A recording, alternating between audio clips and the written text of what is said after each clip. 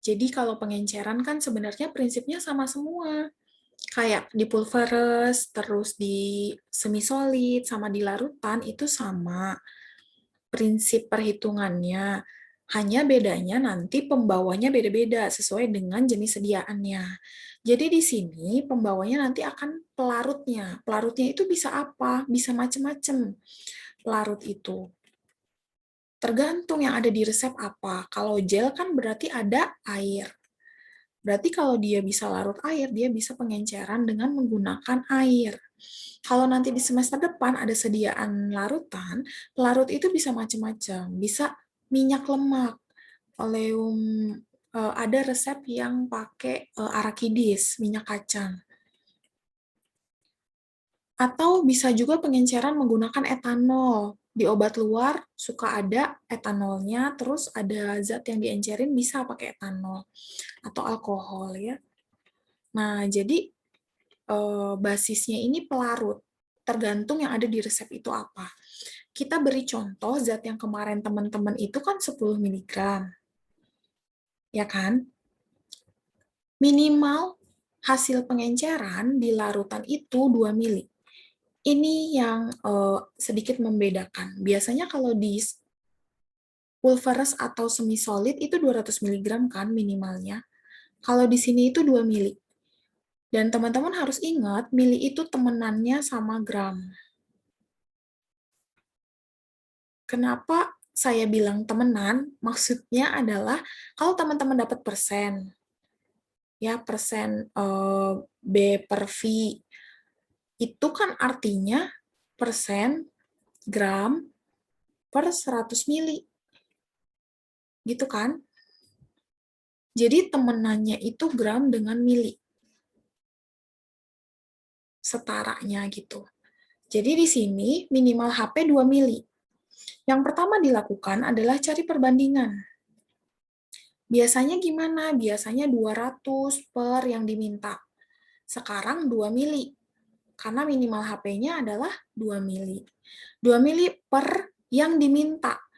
Karena tadi temenannya sama gram, ini harus dirubah menjadi gram. Hati-hati di sini. Harus dirubah menjadi gram. Dapatlah perbandingannya 1:200. Sama kan caranya, cuma bedanya yang biasanya 200 mg, ini jadi 2 mili. Kemudian, lakukan penimbangan. Penimbangannya zatnya ditimbang. Seperti biasa, penimbangan paling kecil 50 mg. Pelarutnya AT 200 dikali 0,5, yaitu AT 10 mili. Sudah, itu aja. Jadi, pelarut ini, berarti kan kalau di resep kalian itu air ya, kalau di gel, air AT 10 mili. AT itu artinya sampai. Jadi, airnya, sorry. Jadi, airnya itu enggak 10 mili pas, tapi sampai 10 mili. Sudah?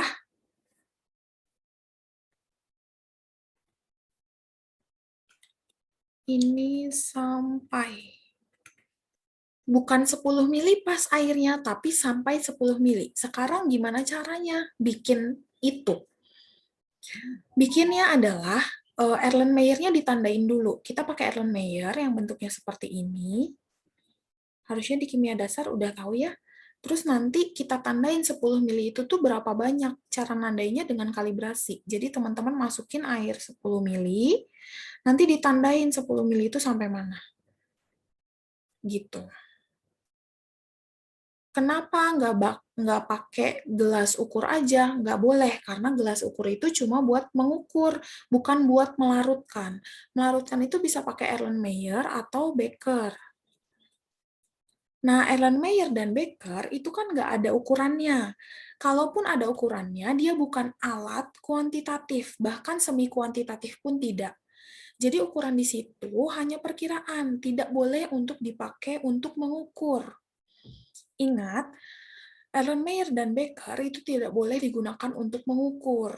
Jadi, harus mengukurnya pakai gelas ukur. Sedangkan melarutkannya pakai Erlenmeyer dan Becker. Makanya ini ditandain dulu. Sampai mana sih batas 10 mili di Erlenmeyer? Oh, misalnya segini. Nanti ditandainya pakai label gitu, ditempel. Sudah ditandain, masukkanlah zat yang ditimbang tadi, 50 mg.